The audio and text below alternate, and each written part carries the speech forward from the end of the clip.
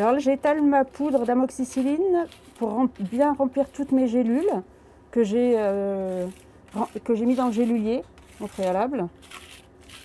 Elle est l'une des rares officines en France capables de produire des gélules d'amoxicilline 250 prescrites pour les maladies infectieuses chez l'enfant.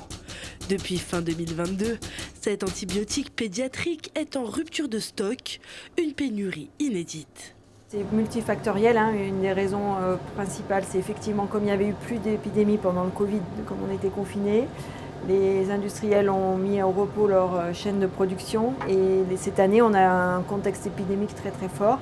Du coup, ils n'ont pas eu le temps de relancer suffisamment les chaînes de production pour produire suffisamment, plus le fait qu'il y ait certains médicaments qui sont vendus à d'autres pays en Europe, ce qui fait que le marché français a manqué d'amoxicilline pédiatrique.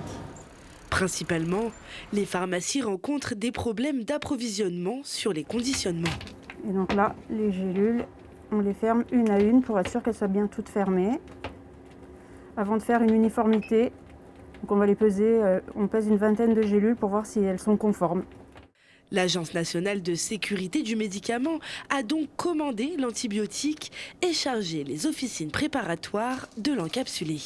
Alors même si nous, on ne remplace pas l'industrie pharmaceutique, on a pu quand même procurer des milliers de traitements à des enfants sur toute la France depuis le mois de janvier et permettre à certains confrères qui n'avaient plus de stock d'avoir une réponse pour leurs patients. Parce qu'en ce moment, le contexte est assez compliqué, il manque l'amoxicilline, mais pas seulement. Il nous manque aussi certaines formes de paracétamol, certains corticoïdes. Donc ça, c'était une petite aide qui pouvait les aider dans leur quotidien officinal.